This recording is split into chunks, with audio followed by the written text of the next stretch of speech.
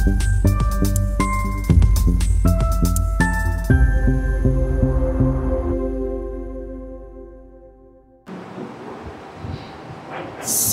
व्यासपीठ आणि उपस्थित श्रोते हो, KGN सरस्वती फाउंडेशन रत्नागिरी आणि रत्नागिरी कराडे ब्राह्मण सहकारी संघाद्वारे आज कैलासवासी बाळशास्त्री जांभेकर यांच्या जयंतीचं औचित्य साधून ही व्याख्यानमाला आयोजित करण्यात आलेली आहे। सर्वप्रथम मी कैलासवासी बाळशास्त्री जांभेकरांना माझी विनम्र आदरांजली अर्पित करतो, व्यक्त करतो। कारण आपल्याला हळबे सरांनी त्यांचा परिचय करून दिलाच, पण मी त्यांच्याबद्दल जेव्हा वाचत होतो तेव्हा विद्यार्थी दशेमध्येच प्राध्यापक होण्याचं एक भाग्य जे खूप कमी लोकांना लाभतं तसे त्यांच्यापैकी खरं तर एक म्हणावं लागेल। आणि दुसरी गोष्ट मला जाणवली म्हणजे जांभेकरांचा जन्म झाला तेव्हा मराठेशाही होती, पेशवाई अस्ताला जात होती आणि त्यांचं शिक्षण झालं आणि पुढे ते नावारूपाला आले तेव्हा देशामध्ये पहिले ब्रिटिश ईस्ट इंडिया कंपनीचं आणि नंतर कालांतराने ब्रिटिशांचं राज्य होतं। आणि दर्पण असेल किंवा अन्य उपक्रम सुरू करताना त्यांच्या मनात मात्र कायम विचार होते की आपण जे करतोय ते देशासाठी करतोय आणि जर देशाला स्वातंत्र्य मिळवायचं असेल तर आपल्यावर राज्य करणाऱ्यांची भाषा, त्यांचं ज्ञान, त्यांचे विचार आपल्याला शिकावे लागतील, समजावे लागतील, पुढे न्यावे लागतील। आणि अवघं 34-35 वर्षांचं आयुष्य, पण त्याच्यात त्यांनी जे काही कार्य केलं आहे त्याला आपण त्याच्याबद्दल आदर व्यक्त करतो। आणि दुसरा त्याचा एक संयुक्तिकता अशी आहे की आज जेव्हा आपण अवतीभोवती बघतो, म्हणजे आज आपण एका प्रकारे मराठी पत्रकारिता दिन उद्याच्या दिवशी आपण साजरा करणार आहोत, पण जेव्हा आपण पत्रकारितेकडे बघतो तर एका प्रकारे व्यावसायिक पत्रकारिता आता शेवटचे आचके देताना आज आपल्याला चहूबाजूला दिसते। पूर्वी दिवसातनं एकदाच किंवा दोनदा बातम्या लागायच्या, 7च्या बातम्या, 9:30च्या बातम्या, सकाळी वर्तमानपत्र यायचं आणि ते वाचून आपल्याला जगात काय चाललंय हे समजायचं। त्याच्यानंतर 24 तास बातम्यांची चॅनल वेगवेगळी सुरू झाली आणि आपण तासातासांनी बातम्या बघायला लागलो की काय घडतंय जगामध्ये। आणि गेले काही महिने, कदाचित काही वर्ष असा अनुभव येतो की जेव्हा आपण चॅनल बदलतो, तासाभरांनी बातम्या लावतो आणि आपल्याला वाटतं की काहीतरी नवीन कळेल, तर त्याच गेल्या तासाच्या बातम्या पुन्हा एकदा सादर केल्या जातात आणि मग दिवसभरात 5-6 वेळा या बातम्या बघितल्यावर आपल्याला वाटायला लागतं की खरंच यांना बातम्या द्यायची आहेत का, त्यांनी एक अजेंडा ठरवलेला आहे सकाळी की आज हा विषय लावून धरायचा आणि त्याच्यावर त्याच एकच परिच्छेद असतो, त्याची 4 वाक्य करायची आणि त्या 4 हेडलाईन्स म्हणून दाखवायच्या। आणि अशा प्रकारे जेव्हा परिस्थिती आली, आणि त्याच्या मागे मी काही त्यांना दोष देत नाही आहे, कारण जगात जी बदललेली परिस्थिती आहे, कारण वर्तमानपत्र चालवणं हे दिवसेंदिवस अवघड होत आहे। जगभरातली अनेक वर्तमानपत्र बंद पडलेली आहेत, अगदी वॉशिंग्टन पोस्टसारखी वर्तमानपत्र आहेत की जी ॲमेझॉन कंपनीच्या मालकाला जेफ बेझोसला विकत घ्यावी लागली, कारण नाहीतर ते वर्तमानपत्र चालूच शकलं नसतं। कारण ज्या कागदावर आपण वर्तमानपत्र छापतो त्या कागदाची किंमत तरी परवडायला पाहिजे, कारण जाहिराती ज्या ठिकाणून येतात त्या जाहिरातींची संख्या, जाहिरातींचा मिळणारा पैसा आणि बातम्या यांची सांगड घालणं, त्याच्यासाठी चांगल्या पत्रकारांना नेमणं, अभ्यासू पत्रकारांना नेमणं हे देखील वर्तमानपत्रांना आज शक्य होत नाही आहे। पूर्वी वर्तमानपत्र चालू करताना त्याच्या मागे काहीतरी एक भूमिका असायची।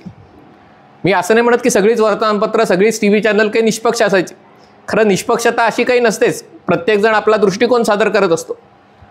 परंतु जेव्हा ही माध्यमं एक सुरू केली जायची तेव्हा काहीतरी एक विचार असायचा। पण आज सगळ्या जगाची बदललेली गणितं अशी आहेत की कोणत्याही प्रकारचं माध्यम एकतर राजकीय आश्रय असल्याशिवाय किंवा कोणत्या तरी उद्योगपतींचा आश्रय असल्याशिवाय वर्तमानपत्र, TV चॅनल चालूच शकत नाहीत।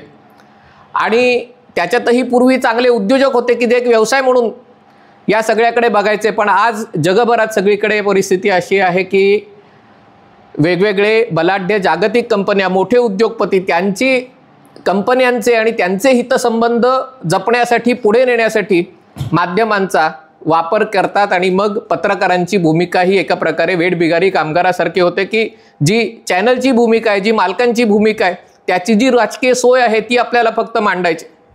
आणि मग त्याला पर्याय म्हणून आमच्यासारखे यूट्यूबर्स असतील, ब्लॉगर्स असतील, कोणी ट्विटरवर, आता ट्विटरचे मालक इलॉन मस्क हेच स्वतः एक आता नवीन मुख्य प्रवाहातला एक पत्रकार म्हणून किंवा अशा समोर आपल्या नवीन रूपात 20 कोटी फॉलोअर असलेले पत्रकार अशा प्रकारे समोर येत आहेत.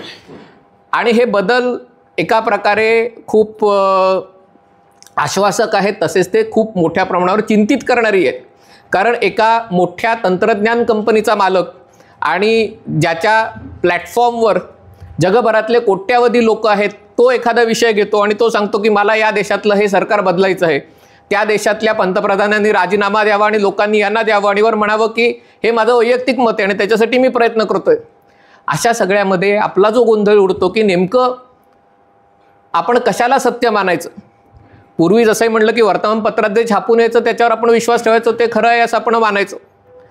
पण आज आपल्याला बातमी कळते ही बरेचदा व्हॉट्सअपमधनं कळते. आणि व्हॉट्सअपमध्ये जी बातमी असते तिचा लिहिणारा कोण असतो, त्याचा स्रोत काय असतो, काही माहिती नसतं. पण आपल्याला ती खरी वाटते, कारण कुठेतरी आपल्या मनात जे असतं की असं काहीतरी घडतंय आजूबाजूला, जर आपल्या मनातली भावना जर ती बातमी, तो व्हिडिओ, ते ट्विट व्यक्त करत असेल तर आपल्याला वाटतं की हे नक्की खरं असणार, कारण मला तसं वाटतंय, असं घडतंय. आणि म्हणून म्हटलं की या अस्वस्थतेबद्दल आज आपण बोलायला मी माझा प्रयत्न करणार आहे. आजचा दिवस म्हणजे हा एकाने खूप संयुक्तिक दिवस आहे, कारण बरोबर वर्षभरापूर्वी बांगलादेशमध्ये 7 जानेवारीला निवडणुका झाल्या होत्या आणि शेख हसीना यांचं सरकार प्रचंड बहुमताने निवडून आलं होतं. प्रचंड बहुमताने निवडून येणारच, कारण एका प्रकारे तिथल्या निवडणुका मॅनेज केल्या गेलेल्या होत्या. पण तरी देखील निवडणुका झाल्या होत्या आणि सरकार प्रचंड मतांनी पुन्हा एकदा निवडून आलं होतं. आजच्याच दिवशी बरोबर 5 महिन्यापूर्वी म्हणजे 5 ऑगस्टला बांगलादेशमध्ये जो काही उठाव झाला, क्रांती झाली, जे काही झालं, त्याच्यामुळे लोकप्रिय पंतप्रधान असलेल्या शेख हसीना यांना अवघ्या काही तासांच्या अवधीनंतर देश सोडून जावं लागलं. आज त्या भारतात शरणार्थी म्हणून आहेत. आणि त्यानंतर बांगलादेशमध्ये जे काही गोंधळ चालू आहे, जे सुरुवातीला हे सगळं एक राज्यक्रांती झाली, प्रस्थापित राजवट उलथवून टाकली आणि अगदी इकॉनॉमिस्ट वगैरे जागतिक वर्तमानपत्रांनी त्याचं कौतुक केलं की सगळ्या जगाने बांगलादेशकडे बघितलं पाहिजे की बघा अशा प्रकारे लोक हुकुमशाही पद्धत उलथवून टाकू शकतात. पण आज जे आपण बांगलादेशमध्ये बघतोय, बांगलादेशमध्ये ही जी क्रांती म्हणून जे काही केलं गेलं त्या माध्यमातनं तिथल्या हिंदू आणि अन्य अल्पसंख्याक समुदायांविरुद्ध जे अत्याचार केले जात आहेत, तिकडे जो हिंसाचार उसळलेला आहे, या सगळ्यामध्ये अगदी नोबेल पारितोषिक विजेते डॉक्टर मोहम्मद युनूस तिथल्या सरकारचे, तिथल्या सैन्याचे सल्लागार म्हणून आज काम करत आहेत. परंतु बांगलादेशी परिस्थिती त्यांना सावरत नाही आहे. 16 कोटीहून जास्त लोकसंख्या बांगलादेशी लोकांची बांगलादेशमध्ये आणि कदाचित 2-4 कोटी भारतामध्ये, म्हणजे कारण आपल्यालाच माहिती नाही पण ती किमान 2 कोटी असावी असा आपला अंदाज आहे. म्हणजे हे आपल्या भारत म्हणून आपण स्वतःकडे बघितलं तर आपल्या डावीकडच्या शेजारी आहे, उजवीकडचा शेजारी पाकिस्तान, म्हणजे हे सगळ्या फाळणीमुळे हे जे 2 देश तयार झाले. पाकिस्तानची अवस्था काय? पाकिस्तानमध्येही अफगाणिस्तान आणि पाकिस्तानच्या सीमेवर एका प्रकारे धुमश्चक्री चालू आहे. ज्या तालिबानला सत्तेवर बसवायला पाकिस्ताननी प्रयत्न केले आणि एक चांगला तालिबान, वाईट तालिबान हे सगळं त्यांनी घडवून आणलं, तेच तालिबान आज पाकिस्तानवर हल्ले करत आहेत आणि त्यांच्याविरुद्ध पाकिस्तान हवाई हल्ले करत आहे. आणि तिथे जी परिस्थिती आहे ती बघता बांगलादेशसारखी अराजक सदृश्य परिस्थिती व्हायला पाकिस्तानमध्ये वेळ लागणार नाही, कारण गेली 5 वर्ष पाकिस्तानमध्ये अशीच अराजक सदृश्य परिस्थिती आहे. लोकांना ब्रेड परवडत नाही आहे. पाकिस्तानी रुपया सातत्याने घसरून 300 रुपयाच्या पलीकडे गेलेला आहे. 12-12 तास, 14-14 तास लोड शेडिंग आहे. आणि अशा सगळ्यामध्ये पाकिस्तानची लोकसंख्या शेवटची मोजली तेव्हा 23 कोटी होती, आता ती कदाचित 25 कोटी झाली असेल. आणि जेव्हा अशी परिस्थिती असते आणि ती परिस्थिती हाताबाहेर जाते आणि कोट्यावधी लोक एकतर रस्त्यावर येतात किंवा मग देश सोडून जायचा प्रयत्न करतात, तेव्हा भारताने सजग राहणं आवश्यक आहे की हे लोक आपल्याकडे यायचा जर विचार करत असले तर आपल्याकडचेही लोक असे आहेत की त्यांना मानणारे की नाही आपण सगळे एकच आहोत आणि त्यांनी आपल्याकडे यायला पाहिजे आणि आपलं त्यांना स्थान देणं हे आपलं कर्तव्य आहे असा विचार करणारे लोक आपल्याकडे दुर्दैवाने ही वस्तुस्थिती आहे. हे उजवीकडे डावीकडे झाल्यावर दक्षिणेला बघितलं तर श्रीलंकेत काय परिस्थिती आहे. आता तिथली परिस्थिती बऱ्यापैकी निवळली असली तरी दीड वर्षापूर्वी श्रीलंकेमध्ये असंच लोकांनी उठाव केला आणि तिकडचे श्रीलंकेचे अध्यक्ष गोटाबाया राजपक्षे सगळ्या परिवारासह देश सोडून पळून गेले. लोकांनी त्यांच्या अध्यक्षीय प्रासादात जाऊन जी लूटपाट केली त्याचे व्हिडिओ सगळीकडे प्रसिद्ध झाले. आणि हे सगळं होत असताना आपण विचार करतो की आपण याच्यामध्ये नेमके कुठे आहोत. एक देश म्हणून आपण जसे अस्वस्थ असतो तसे एक व्यक्ती म्हणूनही आपण अस्वस्थ असतो. आपला लहानपणीचा काळ जर आठवला तर असं वाटतं सगळं कसं शांत चालू होतं. म्हणजे अशी जी एक अस्वस्थता आत्ता आपल्याला असते की सकाळी उठल्यावर संध्याकाळी काय होईल, उद्या काय होईल. खास करून शहरात राहणारे, मुंबईत वगैरे राहणाऱ्या लोकांना ऑफिसला जायचं तरी जी एक भीती असते की काय होईल रस्त्यात. तर ही जी अस्वस्थता आहे की मुलांना शाळेत पाठवायचं तर नेमकं कोणतं शिक्षण घेणार, शिक्षण झाल्यावर नोकरी मिळणार की नाही, नोकरी मिळाल्यावरती टिकणार की नाही, बरं नोकरी मिळाली तर ते क्षेत्र राहणार की नाही. कारण 10 वर्षात संपूर्ण नवीन क्षेत्र अस्तित्वात येतं आणि 10 वर्षात ते क्षेत्र ऱ्हास पावतं. आणि त्यामुळे काय होणार. एकीकडे हे विषय असताना दुसरीकडे जे महत्त्वाचे विषय आहेत ज्याच्यामध्ये महागाई आहे, ज्याच्यामध्ये बेरोजगारी आहे, ज्याच्यामध्ये ढासळणारी कुटुंब व्यवस्था आहे, ज्याच्यामध्ये बदलणारी मूल्य व्यवस्था आहे आणि याच्यामुळे समाजावर जे परिणाम होत आहेत, वातावरणातील बदल आहेत, ऋतू बदललेले आहेत. कधी हल्ली हिवाळ्यात पाऊस पडतो आणि हिवाळ्यात उन्हाळ्याचा आपल्याला झळाही बसू शकतात. हे जे सगळं बदललेलं आहे त्याच्यामुळे शेतीवर होणारा परिणाम आहे. शेतकरी चिंतेत आहे कारण जेव्हा तुम्ही पेरणी कराल त्याच्यानंतर पाऊसच पडला नाही तर सगळे पैसे वाया जातील. मग काय करायचं. किंवा जेव्हा पीक तयार येईल तेव्हा जर बाजारभाव त्याला मिळालाच नाही तर मग हे कोणाला विकायचं. आणि त्याच्यामुळे शेतकरी अस्वस्थ आहे आणि शेतकरी रस्त्यावर उतरून आंदोलनं, आणि हे फक्त भारतात नाही घडत आहे, हे जगभरात सगळीकडे घडताना दिसतंय. ग्रामीण भागातला समाज अस्वस्थ आहे कारण जो समाज शेती करायचा, जो समाज गावात किंवा निमशहरी भागात राहायचा, आज त्याला वाटतंय की जे लोक आपल्या आधी 20 वर्ष 40 वर्ष 100 वर्ष आधी जे शहरात गेले आता ते सेटल आहेत. आणि त्यामुळे आपण जर आता शहरात जायचं, नोकरी करायची तर आपल्याला नोकरी कोणी देणार नाही. जर उच्च शिक्षण घ्यायचं तर ॲडमिशन मिळणार नाही.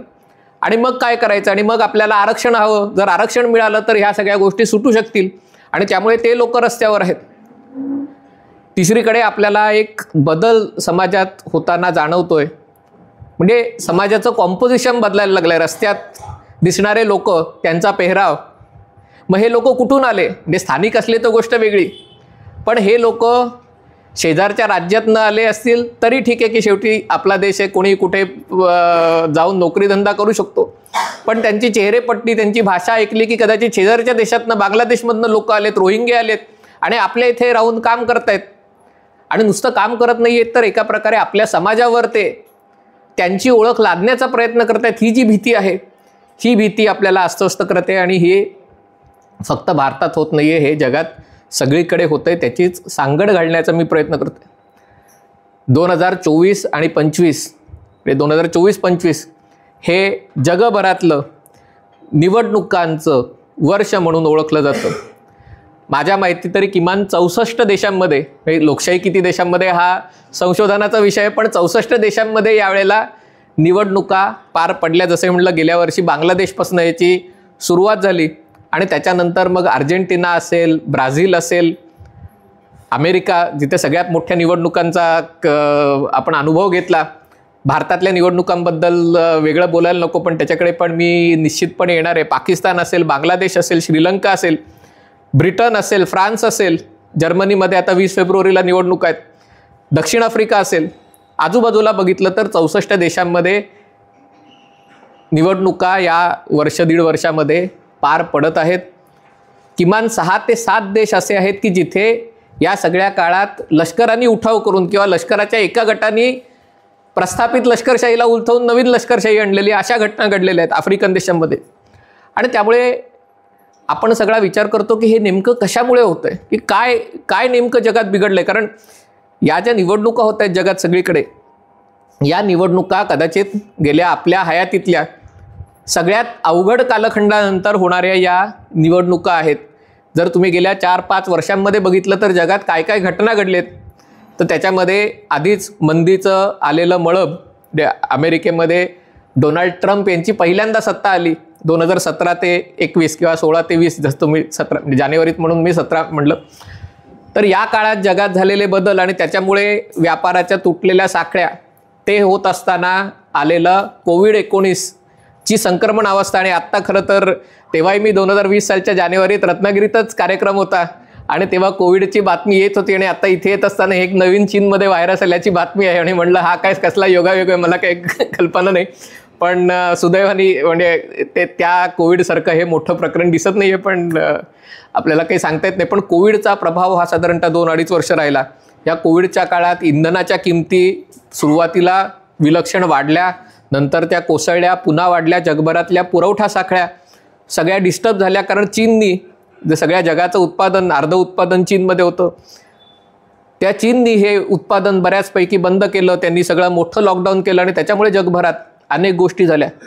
2022 सालापासनं रशियाने युक्रेनवर आक्रमण केलं आहे आणि पहिले वाटलं होतं की काही 48 तासात किंवा 4 दिवसामध्ये युक्रेन शरण होईल. मग वाटलं होतं की युक्रेन रशियाचा पराभव करेल मित्र राष्ट्रांच्या मदतीने. पण आता जवळजवळ 3 वर्ष होतील की हे युद्ध अजून अनिर्णित अवस्थेत आहे. गाझा पट्टीमध्ये जे युद्ध सुरू झालं 7 ऑक्टोबर 2023ला, हमासने इस्रायल विरुद्ध हल्ला केला आणि एकाच दिवशी सगळ्यात एवढ्या मोठ्या संख्येने हत्याकांड झालं आणि त्याच्यानंतर हे जे सगळे पडसाद संपूर्ण पश्चिम आशियात उलटले. गाझा पट्टी एकीकडे, मग लेबेनॉन, तिकडे हिजबुल्ला ही संघटना जवळपास नामशेष झाली. सिरियामध्ये बशर अल असाद यांचं सरकार पत्त्याचा बंगला कोसळावा तसं 7 दिवसात, आणि कोणत्या गटापुढे कोसळलं तर तेच पटकन कळत नाही. हयात तहरीर अल शम्स हे नावच कोणी ऐकलं नव्हतं, पण त्याच्यापुढे हे सरकार कोसळलं. इराणमध्ये परिस्थिती बिकट आहे आणि म्हणून म्हटलं की जेव्हा आपण संपूर्ण कॅनव्हास बघतो त्याच्यामध्ये काही गोष्टी आपल्याला सामायिक दिसतात. अगदी अमेरिकेतल्या निवडणुकांची जरी चर्चा आपण ऐकली आणि त्यांची नावं बदलली तर आपल्याला वाटतं की ही भारतातल्याच निवडणुकांची चर्चा आहे. म्हणजे काय होतं आहे तर एकीकडे माध्यमांच्या निष्पक्षतेवर प्रश्नचिन्ह उपस्थित केलं होतं आहे. दुसरी कारण माध्यमांकडनं एक असा विचार केला जातो आहे की जे राष्ट्रीय विचारांचे पक्ष सत्तेत आहेत त्यांना लोकशाहीवर विश्वास नाही आहे. त्यांना ही सत्ता ताब्यात घ्यायची आणि त्यांना देशामध्ये हुकुमशाही आणायची, त्यांना या देशात हिटलरशाही आणायची, अशा प्रकारचा एक नॅरेटिव्ह तयार करण्याचा प्रयत्न माध्यमांकडनं केला जातो. लोकांचा या माध्यमांवर विश्वास नाही आहे. समाज माध्यमातल्या ज्या चर्चा आहेत त्या इतक्या विषारी, म्हणजे ते थेट धर्माच्या नावावर, जातीच्या नावावर, वंशाच्या आधारावर आणि राजकीय पक्षांकडनंही म्हणजे परस्परांमधले जे संबंध आहेत हे आपल्याकडचंच नाही आहे फक्त. एकतर तू राहशील नाहीतर मी राहीन, हे फक्त आपल्याकडचं नाही आहे. हे जगात सगळीकडे अशा प्रकारचं राजकारण, एकतर तू राहशील नाहीतर मी राहीन. आणि त्यामुळे असं वाटतं की आपण नेमकं, कारण आपण सामान्य माणसं आहोत आणि जेव्हा ही व्यवस्था अशा प्रकारे बदलत असते तेव्हा या बदलांचे जे जगावर परिणाम होतात या बदलांमध्ये आपण भरडून निघतोय आणि त्याच्यामुळे जे अस्वस्थ वर्तमान आपल्याला आज पाहावं लागतंय त्याच्याबद्दल बोलणं आवश्यक आहे. खरं तर माझ्या डोक्यात एक विचार होता की याच्याबद्दल नाणारचा विषय घेऊन, कारण रत्नागिरीत असताना नाणार, बारसू, रिफायनरी त्या एका उदाहरणाच्या आधाराने हा विषय मांडावा. कारण शेवटी तुम्ही जगातल्या काही सगळ्या देशात कुठे काय चाललं आहे आणि याबद्दल तर काही तुम्ही बोलू शकत नाही. पण एक स्थानिक जो प्रकल्प आहे रत्नागिरीमध्ये, एक भारतातली सगळ्यात मोठी रिफायनरी आणण्याचा जो प्रयत्न 2016-17च्या वेळेला झाला होता, आपल्याकडे कायम एका प्रकारे तो भूमिपुत्र विरुद्ध परप्रांतीय किंवा पर्यावरणवादी विरुद्ध ज्याला उद्योग प्रेमी अशा प्रकारची मांडणी करण्याचा प्रयत्न आपल्याकडे तो केला गेला होता. पण प्रत्यक्षात आपण जे मोठं चित्र बघायला लागलो तर त्याच्यातनं हे जागतिक राजकारण कसं चालतं, अर्थकारण कसं चालतं, तंत्रज्ञानाचा त्याच्यावर कसा परिणाम आहे ते आपल्याला दिसून येतं. ते एक 5-10 मिनिटात सांगायचा प्रयत्न करतो आणि मग या विषयात आणखीन पुढे जातो. ही जी रिफायनरी येण्याचं जे जी चर्चा सुरू झाली होती की महाराष्ट्राच्या पश्चिम किनाऱ्यावर सौदी अरेबिया आणि संयुक्त अरब अमिराती यांच्या संयुक्त गुंतवणुकीच्या माध्यमातून आणि देशाच्या राष्ट्रीय पेट्रोलियम कंपन्यांच्या भागीदारीतनं हा सगळ्यात मोठा रिफायनरीचा प्रकल्प येणार आहे. आणि त्याच्यासाठी असं एक ही वस्तुस्थिती आहे, कारण जर भारत हे जगातली तिसरी सगळ्यात मोठी अर्थव्यवस्था होणार असेल तर आपली ऊर्जेची मागणी ही तेवढ्या मोठ्या प्रमाणावर वाढणार हे निश्चित आहे. आणि मग ऊर्जेची मागणी वाढणार याचा अर्थ आपल्याला आणखीन मोठ्या प्रमाणात खनिज तेल लागणार, कारण सौर ऊर्जा, पवन ऊर्जा कितीही झालं तरी ऊर्जेची जी तुम्हाला गरज असते ती गरज शेवटी या स्रोतांमध्ये एक मर्यादित त्याला, कारण सौर ऊर्जा रात्री आपण तयार करू शकत नाही, पावसाळ्यात त्याची मर्यादा असते, अणु ऊर्जेचे त्याचे धोके असतात. आणि त्यामुळे असं एक चित्र आपल्या डोळ्यासमोर उभं राहत होतं. पण प्रत्यक्षात मात्र काय होतं, प्रत्यक्षात जगात जर आपण बघितलं तर असं चित्र होतं की अमेरिकेत डोनाल्ड ट्रम्प यांची सत्ता होती. डोनाल्ड ट्रम्प यांचे एकूणच त्यांचं राजकारण, कारण राजकारण कोणीतरी बँकरोल करावं लागतं, राजकारणाला कुठून तरी अर्थकारणाचा पुरवठा असल्याशिवाय राजकारण चालू शकत नाही. आणि अमेरिकेतलं रिपब्लिकन पक्षाचं जे राजकारण आहे त्याला तिथल्या तेल उद्योगाचा एका प्रकारे पाठिंबा होता. आणि त्यांचं म्हणणं आहे की वातावरणातील बदल कोणीही नाकारत नाही आहे, पण असं मी माझी गाडीच्या ऐवजी मी चालत गेलो तर असं काही पाऊस पडणार नाही वगैरे, असं एवढ्या वेगाने ते बदल होतात असा त्यांचा विश्वास नाही आहे. आणि त्यामुळे त्यावेळेला त्या सरकारचे सौदी अरेबियाशी आणि UAEशी अतिशय जिव्हाळ्याचे संबंध होते, कारण ट्रम्प यांचे जावईच जॅरेड कुशनर तेव्हा या सगळ्या त्यांचे विशेष दूत म्हणून पश्चिम आशियात काम करत होते. आणि तेव्हा ही संकल्पना आली की सौदी अरेबियाची राष्ट्रीय तेल कंपनी आहे सौदी अरामको, त्यांनी अमेरिकेतल्या शेअर बाजारामध्ये नोंदणी करावी आणि त्याच्यामध्ये शेअर आपले 5% जरी शेअर आणले तरी त्याची कंपनीची एका कंपनीची किंमत $2 लाख कोटी, म्हणजे भारताच्या अर्थव्यवस्थेच्या 50% साधारणतः आत्ताच्या एवढी एकट्या सौदी अरामकोची किंमत होणार होती. आणि मग हे जे 5% शेअर विकून जे पैसे मिळणार होते ते त्यांना अशा उद्योगात गुंतवायचे होते, कारण ते तेल उत्पादक देश असल्यामुळे कुठे तेलाची मागणी आहे जगात तिथे जर रिफायनरी बांधता आली. आणि भारतातने त्यांनी पाकिस्तानातही $10 अब्ज गुंतवणूक करायचं तेव्हा एक आपला मनोदय व्यक्त केला होता. आणि त्यामुळे हे जे सगळं सुरू झालं होतं ते कुठेतरी अमेरिका आणि सौदी अरेबियाच्या एकत्रित भूमिकेतनं हे सुरू झालं होतं. पण आपल्याकडे आपण असा विचार करत बसलो की हे स्थानिक विषय की ती रिफायनरी नाणारला न्यायची का बारसूला न्यायची का रायगडमध्ये आणखीन कुठेतरी न्यायची, मग त्या जमिनी कोणी घेतल्या का आधीच कोणी जमिनी घेतल्या होत्या का. आणि जोपर्यंत आपण हा निर्णय लोकशाही प्रक्रियेच्या माध्यमातून आपण त्या निर्णयाप्रती आलो तोपर्यंत अमेरिकेत सत्तांतर झालं होतं. त्यानंतर जे सरकार आलं अमेरिकेत जो बायडन यांचं, त्या सरकारचं असं म्हणणं होतं की सौदी अरेबियाचं जे राजवट आहे ही एका प्रकारे लोकशाही मानत नाही. त्यांनी तो वॉशिंग्टन पोस्टचा पत्रकार जमाल खाशोगी यांच्या हत्येमध्ये त्याचा सहभाग होता. सौदी अरेबियाची व्यवस्था पारदर्शक नाही आहे आणि त्याच्यामुळे त्या आरामकोचं जे लिस्टिंग होणार होतं अमेरिकेच्या शेअर बाजारात ते काही त्यांना करून दिलं नाही. जर पैसेच हातात आले नाही तर ते गुंतवणार कसे. दुसरी गोष्ट त्याच्यामध्ये झाली की डोनाल्ड ट्रम्प यांच्या सरकारचं जे खनिज तेलाबद्दलचं धोरण होतं की जेवढं जास्त खनिज तेल बाहेर निघेल तेवढं अमेरिकन कंपन्यांचा फायदा होईल. पण जो बायडन डेमोक्रॅटिक पक्षाचे अर्थपुरवठादार त्यांचे फायनान्सर्स कोण आहेत तर हे कॅलिफोर्निया आणि या सगळ्या राज्यातले जे स्वच्छ ऊर्जा, कारण त्यांची पण लॉबी आहे, स्वच्छ ऊर्जा चांगली आहे पण स्वच्छ ऊर्जा विकणाऱ्यांची जी लॉबी आहे ती लॉबी विरुद्ध तेल उत्पादन करणाऱ्या कंपन्यांची लॉबी, या लॉबीतलं युद्ध आपल्याला जर माहीत नसेल आणि त्यामुळे त्यांनी सगळं चित्र निर्माण केलं. आणि आपल्याला ते चित्र बरेचदा पटतं की खनिज तेलामुळे किती दुष्परिणाम होत आहेत आणि आता आपल्याला स्वच्छ ऊर्जेकडे वळायला पाहिजे. आणि त्यामुळे त्यांनी नवीन खनिज तेलाच्या विहिरी, त्याच्यासाठी मिळणारं अनुदान, त्याच्यासाठी मिळणारा पाठिंबा तो काढून घेतला. आणि दुसरीकडे त्यांनी स्वच्छ ऊर्जेच्या क्षेत्राला पाठिंबा द्यायला सुरुवात केली. हे झाल्यामुळे सौदी अरेबियाला तेल विकून पैसा मिळवायचा होता. त्यांनी ठरवलं की आता तेल न विकता पैसा मिळवायचा. म्हणजे काय करायचं तर स्वतःचंच उत्पादन कमी करायचं आणि एका प्रकारे किमती आर्टिफिशियली वाढवायच्या. आणि त्यामुळे आपण तोपर्यंत चर्चा करत बसलो की आता मग सरकार बदललं आपल्याकडे, मग नवीन रिफायनरी कुठे करायची याची चर्चा सुरू झाली. पण जे गुंतवणार होते त्यांचं तोपर्यंत हा सगळी भूमिका बदललेली होती. आता अमेरिकेत या सगळ्या आसपास जी गोष्ट झाली, जसं हे बायडन सरकार आलं आणि कालचीच बातमी आहे, तुम्ही वाचली असेल, जॉर्ज सोरोसला या बायडन सरकारने प्रेसिडेन्शियल मेडल देण्याचा निर्णय घेतला. की जॉर्ज सोरोस हा अमेरिकन उद्योगपती एकेकाळचा, खरं तो दुसऱ्या महायुद्धामध्ये जर्मनीच्या छळछावण्यांमध्ये लहान असताना तो वाचलेला, आणि त्यांनी नंतर म्हणे असं ठरवलं की सगळ्या जगात लोकशाही, मानवाधिकार वगैरे यांच्या रक्षणासाठी आपण काम करायचं.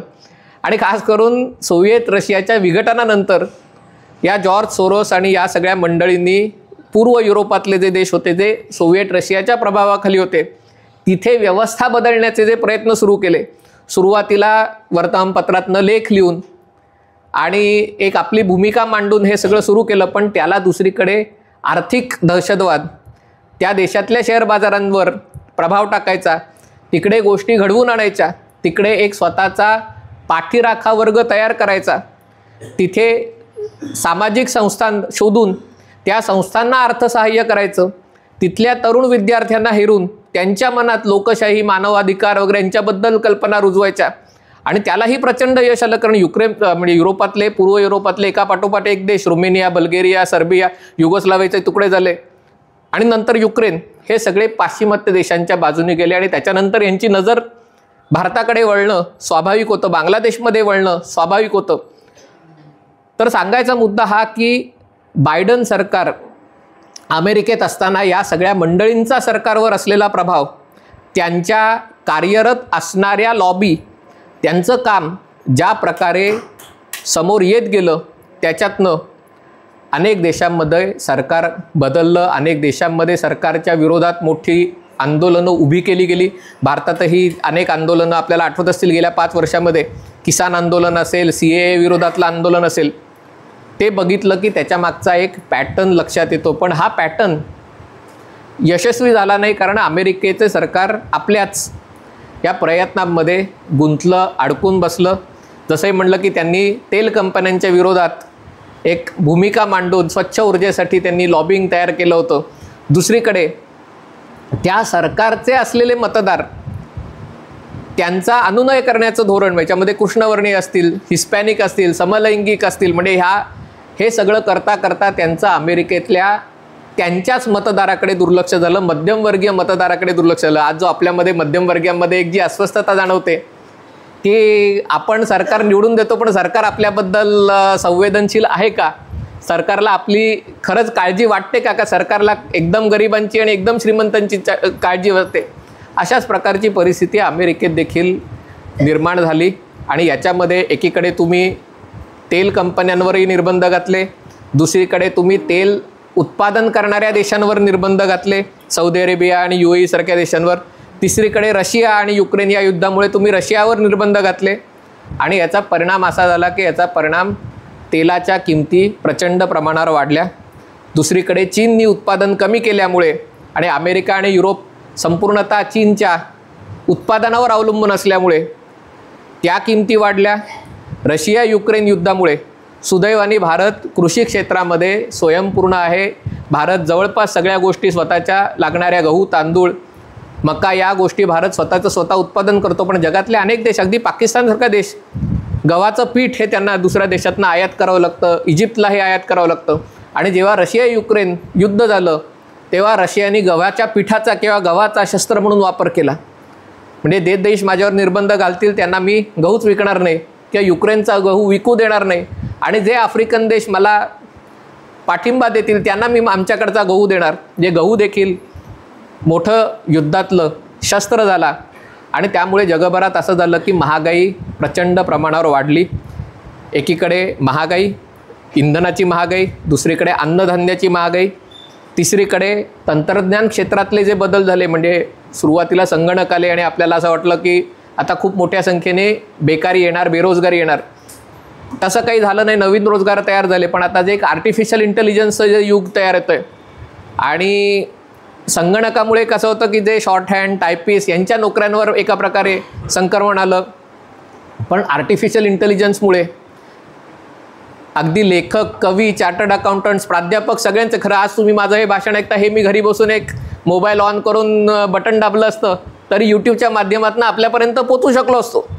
म्हणजे त्याच्या मागे जी गोष्ट अन्यथा जेवढी खर्चिक वाटते ती गोष्ट एका बटनाच्या आधारावर जर शक्य झाली असती तर त्याच्यामुळे जगात होणारे बदल आणि हे बदल कुठेतरी कॅप्चर करायला, त्याचा अंदाज घ्यायला लोकशाही व्यवस्थांना आलेलं अपयश. कारण राजकीय नेते जगभरात सगळीकडे इलेक्शन टू इलेक्शन काम करतात आणि आपल्याला मतं कोण देतं आणि आपल्याला पैसा कोण देतं त्यांचे इंटरेस्ट जपणं हे राजकारणासाठी आवश्यक असतं, नाहीतर आपण पुढच्या निवडणुकांमध्ये जिंकू शकत नाही. आणि हे करताना जगात जे मोठे बदल होत आहेत त्यांची दखल घेण्यात कुठेतरी या सगळ्याला अपयश येतं. आणि त्यामुळे आज तुम्ही जगभरात युरोपातल्या अनेक देशांमध्ये बघत असाल की लोक रस्त्यावर उतरलेले आहेत, आंदोलन होत आहे. ब्रिटनमध्ये अवघ्या जुलैमध्ये निवडणुका झाल्या आणि एका प्रकारे 400 पार ब्रिटनमध्ये शक्य झालं. अर्थात त्यांच्या संसदेत जागा जास्त आहेत, पण सत्ताधारी मजूर पक्षाला 400हून जास्त जागा मिळाल्या आणि म्हणजे जो विरोधी पक्ष होता तो आणि आत्ताचा सत्ताधारी पक्ष, आणि तेव्हा सत्ताधारी पक्ष असलेल्या हुजूर पक्षाला, कॉन्झर्वेटिव्ह पक्षाला 121 जागा मिळाल्या. पण अवघे 6 महिने झाले नाही तर ब्रिटनमध्ये व्यवस्था पांगळी झालेली आहे. याचं कारण ह्या ज्या प्रश्नांची उत्तरं आहेत, ज्याच्या विरोधात लोकांनी मतदान केलं, वाढती महागाई, बेरोजगारी, एक उद्याबद्दलची अनिश्चितता की मला नोकरी मिळेल ना, माझ्या मुलाला नोकरी मिळेल का, शहरात राहणं मला शक्य होईल का, कारण प्रदूषण आणि या सगळ्याचे त्रास. आणि त्याचा परिणाम असा होतो की लोक ह्या फॅक्टरनी विचार करून मतदानाला लोक मतदान करत आहेत. आणि यामध्ये जे 3-4 मोठे फॅक्टर आहेत त्याची दखल घेणं आवश्यक आहे. याच्यामध्ये वाढता इस्लामिक कट्टरतावाद याच्याबद्दल बोलणं आवश्यक आहे, कारण आपण या गोष्टींबद्दल उघडपणाने चर्चा करत नाही. आणि अशाच प्रकारची प्रवृत्ती म्हणून आपल्याबद्दल बोलण्यापेक्षा ते ब्रिटनचं उदाहरण देणं हे अधिक संयुक्तिक ठरतं की तिथे जे चाललं आहे ते आपल्याकडेही चालू आहे. आत्ता ब्रिटनमध्ये जे गेल्या आठवडाभरात तुम्ही बघत असाल, मी याच्यावर व्हिडिओही केला होता, एक प्रकरण समोर आलं. साधारणतः वर्ष 2000 ते 2010 या कालावधीत ब्रिटनमधल्या काही हजार, काही जणांच्या मते साधारणतः 2.5 लाख एवढी संख्या आहे, पण आपण जेवढा आकडा माहीत आहे तो धरला तरी काही 10,000च्या घरात हा आकडा आहे.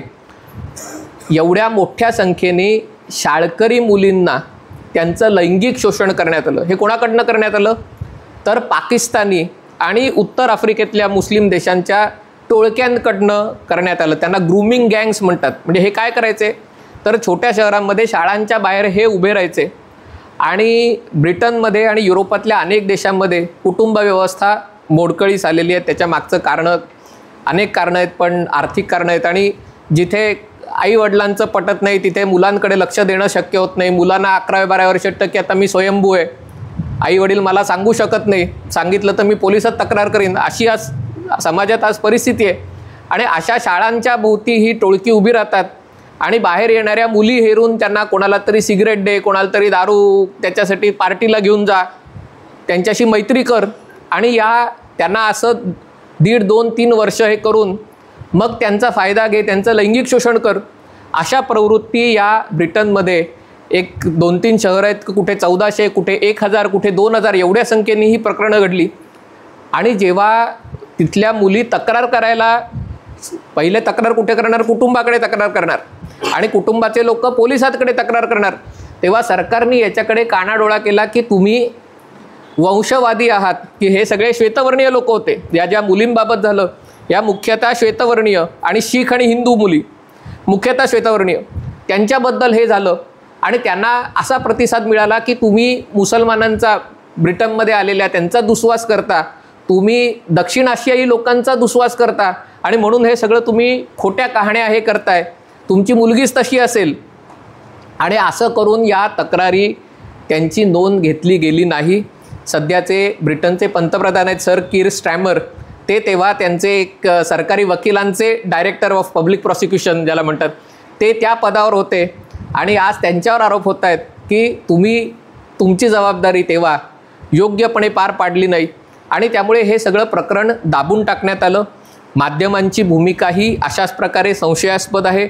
माध्यमांच्याही डोक्यावर तो एक पॉलिटिकली करेक्ट असण्याचा, पुरोगामित्वाचा जो कैफ चढला होता की अशा गोष्टी बोलणं म्हणजे आपण समाजाला एक प्रतिगामी बनवतोय, समाजाला आपण फॅसिस्ट बनवतोय, समाजाला एक नाझीवादी बनवतोय. आणि त्यामुळे वर्तमानपत्रांनी या गोष्टींना प्रसिद्धी दिली नाही, राजकीय लोकांनी याला दखल घेतली नाही.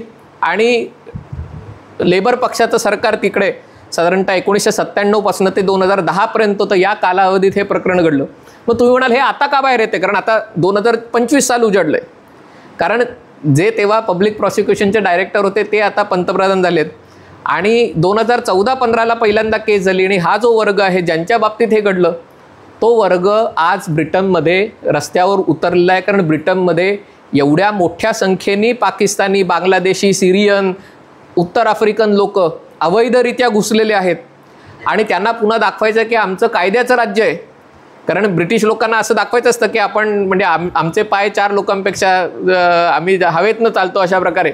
आणि त्यामुळे जे ब्रिटनमध्ये अवैधरित्या लोक येतात त्या लोकांना समजा पकडलं तर त्यांना पकडून त्यांना कोर्टात न्यायचं, कोर्टामध्ये त्यांच्या विरुद्ध खटला चालवायचा आणि मग तो माणूस म्हणणार की मी शरणार्थी आहे, की माझ्या देशामध्ये पाकिस्तानमध्ये माझ्यावर अत्याचार झाला, मी पंजाबी, मी पठाण आहे आणि म्हणून पंजाबी लोकांनी मला त्रास दिला म्हणून मी इथे शरण म्हणून आलो आहे. तर ही केस होईपर्यंत त्यांना हॉटेलमध्ये ठेवायचं. म्हणजे स्वतःच्या देशातल्या लोकांना जेव्हा खायला परवडत नाही आहे, महागाई आहे, त्यांना रोजगार मिळत नाही आहे, त्यांच्या राष्ट्रीय इन्शुरन्स ज्याला जे एक आरोग्य व्यवस्था आहे त्याच्यावर ताण आहे आणि तुम्ही बाहेरनं घुसलेल्या लोकांना त्यांना पोसायचं. याच्या विरुद्धचा जो ज्या समाजातला राग आहे त्या समाजांनी ब्रिटनमधला निकाल निवडणुकीचा लावला आणि या लोकांनी रस्त्यात उतरून या शरणार्थी होण्यासाठी आलेल्या घुसखोर लोकांविरुद्ध आंदोलन सुरू केलं. आणि ब्रिटिश सरकार या घुसखोरांना शिक्षा करायच्याऐवजी या आंदोलकांनाच फॅसिस्ट म्हणून त्यांना तुम्ही लोकशाही मानत नाही म्हणून त्यांना तुरुंगात टाकायला लागलं. एक याच्यामध्ये टिम रॉबिन्सन म्हणून तो हे आहे, तो याच्यावर बोलायचा, त्याला 18 महिने तुरुंगात टाकलं. म्हणजे आपल्याकडे जसं अभिव्यक्ती स्वातंत्र्याची कोणी तुम्ही बोललात तर सरकार विरोधी बोललात म्हणून तुम्हाला अटक कर आणि तुरुंगात टाक, हे ज्या प्रकारे महाराष्ट्रातही झालं होतं तेव्हा, तर तशा प्रकारची अवस्था ब्रिटनमध्ये आहे. आणि मग याच्याबद्दल इलॉन मस्क आता बोलायला लागला आहे की हा जो इस्लामिक मूलतत्ववाद आहे त्याच्याबद्दल बोलणं. जर्मनीत हल्ला झाला तर हल्ला करणारा मुस्लिम माथेफिरू मूलतत्ववादी होता, पण त्याला माध्यमांनी असं चित्र रंगवलं की तो एक्स मुस्लिम होता, त्याने इस्लाम सोडून दिला होता म्हणून तो दहशतवादी झाला. म्हणजे हे जे पांघरूण घालण्याचा प्रयत्न केला जातोय आणि त्याच्या विरुद्ध ही रिॲक्शन ही युरोपात आहे, पण भारतातही आपण ठिकठिकाणी बघितलं तर हे सगळे हिंदू जन आक्रोश मोर्चे निघत आहेत. हे त्याचंच एक स्वरूप आहे. कारण समाजात तुम्ही आजूबाजूला होणारे बदल बघतायत, त्या बदलाबद्दल कुठे राजकीय पक्ष बोलतायत, कुठे ते बोलत नाही, पण समाजात लोकांना हे बदल घडताना जाणवत आहेत. दुसरी गोष्ट जी समाजात मोठ्या प्रमाणावर बदलताना दिसते ही जी सगळी डावी वाळवी आहे, त्याला वाळवीच म्हटलं पाहिजे. कारण ज्याला कल्चरल मार्क्सिझम म्हणतात, म्हणजे पारंपरिकरित्या जो मार्क्सवाद होता तो आता संपुष्टात आला, पण हा मार्क्सवाद वेगवेगळ्या रूपात तुमच्या पुढे आणायचं. आणि याच्या मागे हे सगळे George Soros, open society foundation आणि ही जी सगळी नेटवर्क आहे, म्हणजे अमेरिकेत आता जात इंट्रोड्यूस करून की अमेरिकेत जातीवर आधारित एक भेदभाव होतो आणि त्याच्यासाठी शिक्षा करणं वगैरे अशा प्रकारची गोष्टी करणं, हे जे सगळे प्रयत्न या सगळ्या डाव्या मार्क्सवादी लोकांकडनं केले जात आहेत. मग त्याच्यामध्ये समाजामध्ये समलैंगिकता आणि LGBTQ म्हणजे त्यांचा अधिकार असण्याला कोणी विरोध करत नाही आहे, पण त्यांना प्राधान्य द्यायचं धोरण ते पुढे करायचं. समाजामध्ये ज्याला अंमली पदार्थांचं सेवन ते त्या माणसाचा वैयक्तिक अधिकार म्हणून त्याला प्रमोशन करायचं आणि याच्यातनं संपूर्ण समाज व्यवस्था खिळखिळी करण्याचे जे प्रयत्न जे डाव्या विचारांच्या लोकांकडनं ज्याला वैचारिक मार्क्सिझम म्हणजे कल्चरल मार्क्सिझम म्हणतात ते मोठ्या प्रमाणावर होत आहेत. तिसरा जो मोठा फॅक्टर आहे ज्याला मार्केट फोर्सेस म्हणतात, की या मार्केट फोर्सेसमध्ये तुम्ही ज्या जाहिराती बघता आणि त्या जाहिराती बघितल्यावर तुमच्या विचारांवर एक परिणाम होतो की तुम्हाला वाढदिवस साजरे करायचं ते अशा प्रकारे वाढदिवस साजरे करायचे.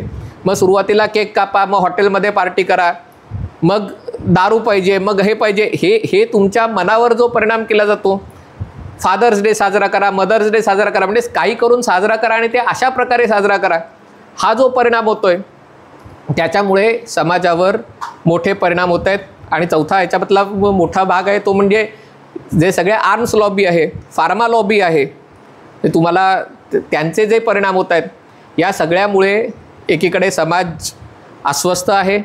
हे जे बदल होत आहेत ते बदल नोंदायला टिपायला राजकीय पक्ष कमी पडत आहेत. कारण जसे म्हटलं की राजकीय पक्षांना आपला मतदार कोण आहे आणि त्याला आपण कशा प्रकारे, म्हणजे भारतातही शेवटी एका दृष्टीने आपलं सुदैव आहे की आपल्याकडे 400 पार होता होता आपल्याला 240 मिळाले, पण 240 मिळाले.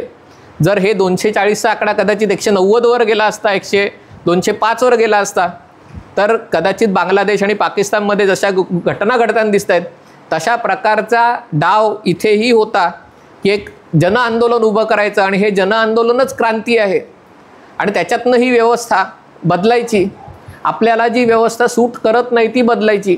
हे जे प्रयत्न आहेत ते भारतातही खूप ताकदीने कार्यरत आहेत. आपल्याला कळत नाही की हे आपल्या अवतीभोवती होतं आहे, पण हे होत असतं. आणि त्याच्यामुळे प्रबुद्ध नागरिक म्हणून आपण ह्याच्याकडे बघणं, कारण आजचा हा जो कार्यक्रम आहे आणि म्हणून मला आज आयोजकांचं स्वागत आणि कौतुक करावं असं वाटतं की नुसते सांस्कृतिक कार्यक्रम न करता समाजातला जो मध्यम वर्ग आहे, विचार करणारा वर्ग आहे, त्याच्या बुद्धीला काहीतरी खाद्य मिळालं पाहिजे, त्याला विचार केला पाहिजे. कारण आणि नुसता विचार करून उपयोगाचं नाही आहे, तर हा विचार करून हा विचार आपण लोकांपर्यंत कशा प्रकारे घेऊन जातो, आपण ज्या 4 लोकांच्यात वावरतो. एक आज काय झालं आहे, तंत्रज्ञानामुळे प्रत्येकजण एक बॉक्समध्ये अडकून बसलेला आहे, म्हणजे मी आणि माझा मोबाईल फोन. म्हणजे त्यात अर्थात हे माझी पत्नी पण इथेच आहे आणि हे वाद आमच्याही घरात रोज होतात की तुला घरच्या माणसांची किंमत नाही, तुला फक्त मोबाईलची किंमत आहे, तुला फक्त यूट्यूबवर लोक काय कमेंट करतायत याची किंमत आहे. म्हणजे माणूस माणसापासनं एका प्रकारे तुटला जातो आहे. पण ठीक आहे, कौटुंबिक तरी व्यवस्था आहे, पण जो तुमचा मित्रपरिवार आहे, तुमचा आप्तेष्ट परिवार आहे, त्याच्याशी आज सणा समारंभाला 4 लोक जमतात, प्रत्येकजण मोबाईल घेऊन बसलेला असतो आणि मग जेवतात आणि मग आले तसे निघून जातात. हे जे बदल घडत आहेत समाजात, हे समाजात म्हणजे याच्यामध्ये काही गोष्टी आहेत त्या आपण बदलू शकत नाही, पण ज्या गोष्टी आपण बदलू शकू, म्हणजे ज्या आपण गोष्टी वाचतो, ज्याच्यावर आपण विचार करतो, त्या 4 चौघांना सांगणं, त्याच्यामध्ये त्यांचं मत तयार करणं, नॅरेटिव्ह सेट करणं. कारण ही शेवटी लढाई आहे, ही नॅरेटिव्हची लढाई आहे. म्हणजे जो 240चा आकडा आला हा कशामुळे आला, कारण एका वाक्याचा आधार घेऊन की यांना संविधान बदलायचं आहे आणि संविधान बदलायचं आहे आणि ते इतक्या खोलवर गेलं. म्हणजे देशातल्या वनवासी समाजामध्ये, अनुसूचित जाती जमातींमध्ये एवढ्या खोलपर्यंत 2 महिन्याच्या कालावधीत हा सगळा विषय गेला आणि त्यांचं मतदान मोठ्या प्रमाणावर फिरू शकलं. त्यातला बराच भाग हा ऑक्टोबरमध्ये त्याचं रिव्हर्स झालं, नोव्हेंबरमध्ये, ती गोष्ट वेगळी. परंतु अशा प्रकारच्या गोष्टी ह्या संपलेल्या नाही आहेत.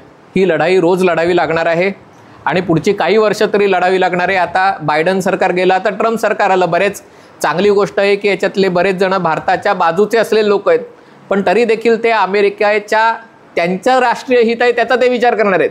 आणि त्यांच्या राष्ट्रीय हिताचा विचार करताना जर भारताच्या राष्ट्रीय हिताशी त्यांचं काहीही देणं घेणं नाही, त्यामुळे आपल्या राष्ट्रीय हिताची जपणूक, संरक्षण आपल्यालाच करायला पाहिजे. आणि आपल्याला म्हणजे फक्त पंतप्रधान नरेंद्र मोदी किंवा अजित डोवल किंवा अमित शाह हे 4-5 लोक नाहीत, ही गोष्ट तुम्हाला आम्हाला सगळ्यांना करायला पाहिजे. आज सुदैवाने इंटरनेटच्या माध्यमातून, जसं म्हणजे सुरुवात मी या सगळ्याची प्रसारमाध्यमांकडनं केली, कारण टी व्हीवर बातम्या लावल्या की ह्याला टोला दिला, त्याला दणका दिला, किंवा महिनाभर फक्त बीडचीच बातमी आपण मराठी टी व्ही चॅनलवर साधारणतः बघतोय.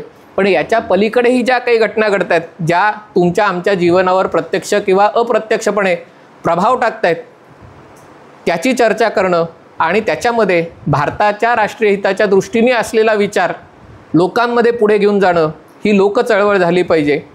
त्याच्यामध्ये हे जे सगळे संवादक आहेत, यूट्यूबर्स आहेत, ब्लॉगर्स आहेत, ते त्यांचा खारीचा वाटा उचलत आहेत, पण तो खारीचा वाटा आपल्या सगळ्यांनाही उचलायचा आहे. आणि आज आपण पत्रकारिता दिन साजरा मराठी पत्रकारिता दिन साजरा करताना आपण या सगळ्यात चळवळीमध्ये आपला देखील सहभाग अधिक सक्रिय करणं आवश्यक आहे. एवढे बोलून मी आपला विराम घेतो.